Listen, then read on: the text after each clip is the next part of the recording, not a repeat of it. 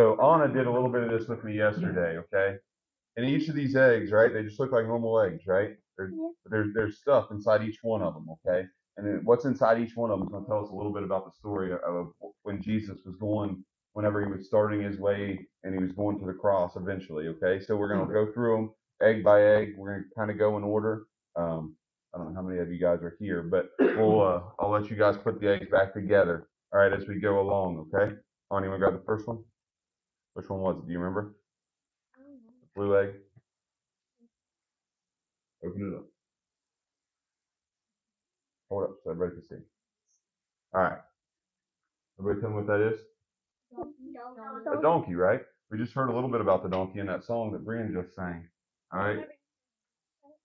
Jesus, whenever he was getting ready to go into the town, he sent two disciples saying, "Go into the village in front of you. Immediately you will find a donkey tied and a colt with her. Untie them and bring them to me. If anyone says anything to you, you shall say the Lord needs them, and he will send them at once."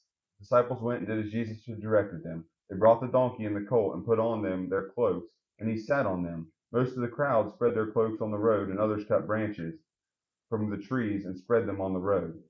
So Jesus got on the donkey, and as he was going across, all right, the people were chanting Hosanna and laying stuff down on the road as he was coming into town because they thought that he was there to save them. He thought right then that everything was going to be okay, that Jesus was on the scene, and everything was going to be all right. But as he went through the town, he went on up into the mountain, and he didn't save them right away. So those people got a little bit angry. They got a little bit mad. And they weren't quite as happy as he walked across as whenever he came back. All right, put that one. Yeah, that one. You want to? Okay. You can be my helper then. All right. Light pink one. You want to open it?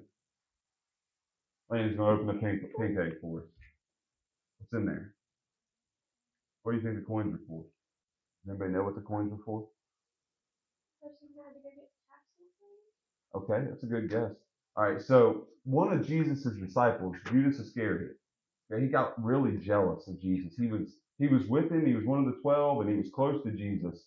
And there were some people that were really angry with Jesus, and they knew that they needed to get to him, but he was untouchable, really. And he never made a mistake, so they could never quite get him. So Judas took these, there's three of them there. He took the 30 pieces, or the 30, let me back up. All right, I'll read the verse first. Matthew 26. Then one of the 12, whose name was Judas Iscariot, went to the chief priests and said, "What will you give me if I deliver him over to you?" And they paid him 30 pieces of silver. And from that moment, he sought an opportunity to betray him. So Judas went to these people, went to the soldiers and said, "Hey, what are you going to give me if I give him to you? I can make it happen. What are you going to give me?" All right, so they said, "I'll give you 30 pieces of silver." So Judas betrayed his friend, Jesus, who died on the cross for us, for 30 pieces of silver. Judas realized real quick that that was not something he should have done. He tried to go back and say, "Here's your money back. Don't hurt him. Don't take him." But it was too late. They had already got what they wanted. So go ahead and put those back in there, Landon. All right. Who wants to open this one? See your hand. Let me know what's in there as soon as you open it. Hand it here. What is it? What's it look like? What's it look like? A cup, right? Okay, so whenever Jesus had all of his disciples at the Last Supper, he was sitting there. And this verse is in Matthew 26. And he took a cup, and when he had given thanks, he gave it to them, saying, "Drink of it, all of you, for this is my blood for the covenant, which is poured out for many for the forgiveness of sins." So at the Last Supper, it wasn't actual blood in here, but he gave them a drink that they had to drink. It was to be a symbol, to be an image that it was his blood every time we do communion. All right, how many of you remember whenever we eat the cracker and we had the little cups of juice, right? All right, that's what it's about. At the Last Supper, he said, "Take this cup and drink of it. This is the same as my blood." That's why we still do that today. All right, go ahead and put that back in there. Open that heart.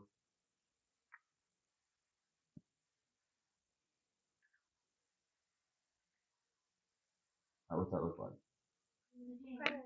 Praying hands, right? All right, so in Mark chapter 14, verse 32, and they went to the place called Gethsemane, he said to his disciples, "Sit here while I pray." And he took with him Peter and James and John and began to be greatly distressed and troubled. And he said to them, "My soul is very sorrowful, even to death. Remain here and watch. So Jesus went a little bit farther than the rest of the disciples, and he was praying. And he was praying so hard. He knew that his purpose was to come here and be our Savior one day, to die on the cross for us and let his blood take all of our sins away. He knew that. But he went into this garden and he fell on his face and he was praying so hard that how many of you guys have sweat? Whenever you're running, whenever you're exercising, you're sweating, right? He was praying so hard that his sweat became droplets of blood. He was that much. And he said, if this cup can pass from me, if there's another way, Father, please let me go that way. But he knew that there wasn't. So he went to that garden. He was praying so hard and knew that his time was almost up, that it was getting close to the end.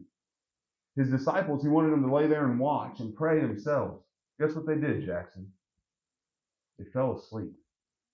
Jesus asked them to lay there and pray. He knew his time was almost over. And the ones that were his best friends, that walked with him the closest, couldn't stay awake. They fell asleep. And he kept coming out and saying, guys, what are you doing? But finally, he came out and he was like, well, time is up. They've come to get me. And Judas came over and betrayed him. But we're going to go ahead and move on to the green egg. Who wants you want to open it, Hayla? Help her open it, please. Oh, sorry. Open it. Hand it up. What's this look like, guys? A rope? Rope. A whip. Colton said a whip. I agree. Then Pilate took Jesus, all right? They took Jesus and they put him on trial and then they gave him the whip. And they sat there and we talked about it yesterday at Revival. They struck him 39 times. Okay? It said that if they had struck him a 40th, it would have killed him. Everybody could survive more than 39. Their law was 39. That's as far as they could go. So they beat him 39 times with a whip. All right? They call it the cat of nine tails because there were sharp objects at the end of each of those strands. And it wasn't just a smack like if you accidentally get whipped with like a tree branch. If you're hunting or you're walking in the woods and you accidentally get whipped, that hurts. But they had sharp glass, rock, different things on the end of each of these things that would just hit him in the back and it would hurt him every single time. Put that back in there. All right. Who wants to? You want to open this one for me?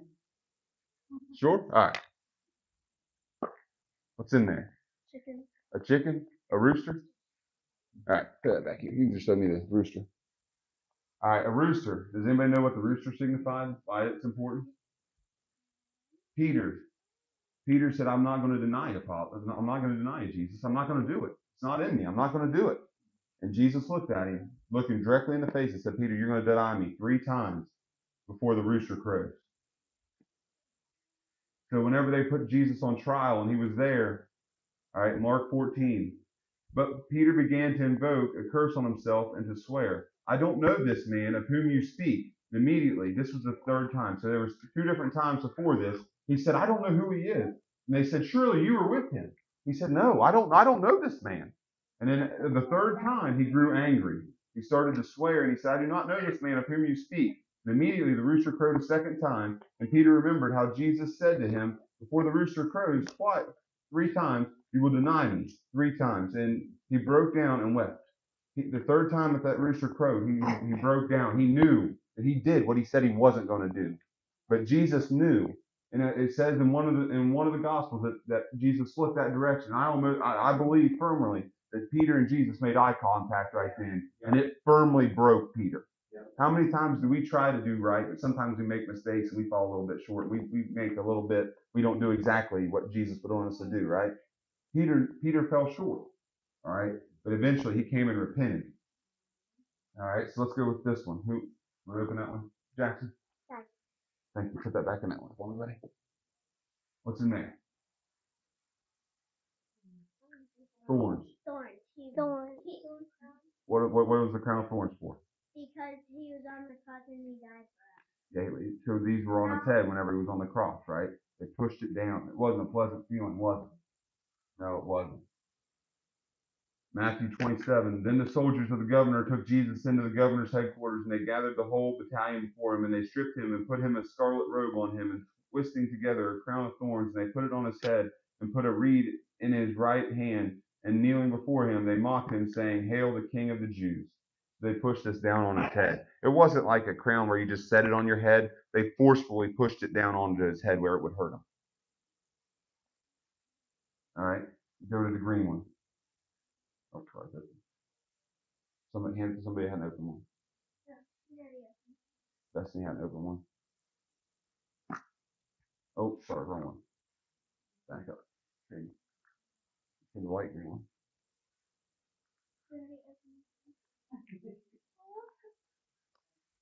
Dad, it was that one.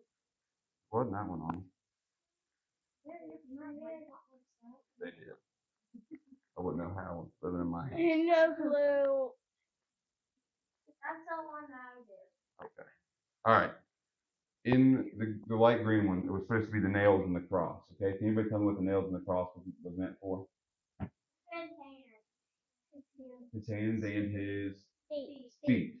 So we heard somebody earlier, we talked about, I think it was Tim, that talked about how there wasn't a bone broken because the Bible tells us that there was to not be a bone that was broke. Okay. There was no bone that was supposed to be broken. So he took these nails and they put them in his hands and he hung there. That was what kept him to that cross. How many of you think Jesus could have jumped off that cross if he wanted to?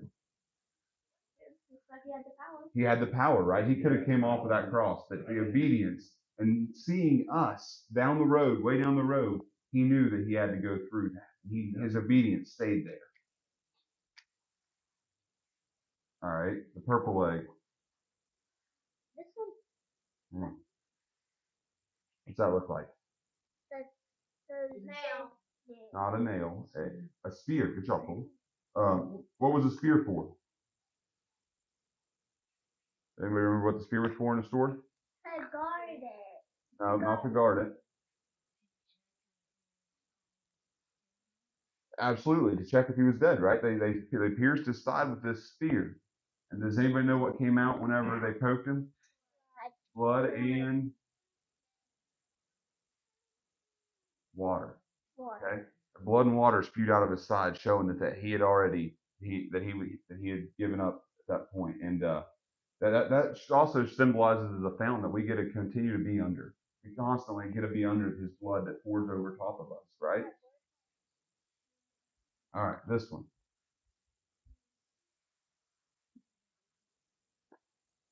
What is that? A paper, a cloth. Okay. So linen cloth. When it was evening, there came a rich man from Arimathea named Joseph, who was also a disciple of Jesus. He went to Pilate and asked for the body of Jesus. Then Pilate ordered it to be given to him, and Joseph took the body and wrapped it in a clean linen shroud and laid it in his own tomb, which he had cut in the rock. And he rolled a great stone to the entrance of the tomb and went away. So whenever they would die, they would wrap their bodies in a cloth like this, okay? We're going to have another cloth here very shortly that's a little bit more of a signature cloth. All right, who wants to open the pink egg?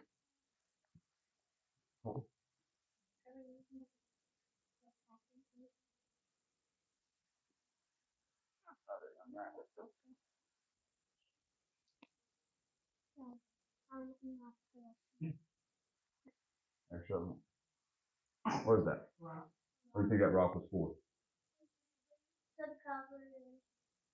Cover the tomb, right? To cover up the hole. Behold, there was a great earthquake, for an angel of the Lord descended from heaven and came and rolled back the stone and sat on it. His appearance was like lightning, and his clothing white as snow. And for fear of him, the guards trembled and became like dead men. So whenever that happened, that stone was rolled away, and an angel sat on top of it. And it had scared the guards to where they were like, they couldn't move, they couldn't do anything. Okay? What's after? We got one egg left. You want to open it? Be careful, don't drop what's inside it. There's nothing. What would an egg that was empty? What would it signify? The empty tomb, right? So the stone was rolled away, and they went in, and there was an empty tomb. What do you think happened? Where did Jesus go, Jackson? You don't know? Okay. Right. He had already resurrected. He wasn't in the tomb anymore. He came back to life. He went in that tomb and he was there for a short time. And I'm going to read this very soon, but Ramona gave me a card that I'm going to tell about here very shortly, okay? But so this whole story tells you how Jesus walked across, right? That he went and the people were all excited to see him. They were excited. And then those same people that were excited to see him turned on him. He went and hung on the cross. He went to the tomb. They put the stone in the way. Then he rolled the stone back just for an empty tomb. That's what makes Easter Resurrection Sunday so exciting. Yeah. So exciting is that Jesus, the tomb was empty. Yes, right on it. He's waiting in heaven. He's sitting beside God our Father right now, sitting there. So whenever I make a mistake, he's saying, my blood covered him, Dad. My blood took care of that. He made that mistake, but he's going to be all right because he's one of ours. Because of what he went through, gave us the ability to make it to heaven someday. And we cannot be more grateful than that. We have a lot to be grateful for there. I got everybody's eggs back. You guys can go back and sit. I think Anna's going to sing a song, and then I'm going to start preaching. Is that where the nail was? No, I don't know where the nail was. Anna wants to sing.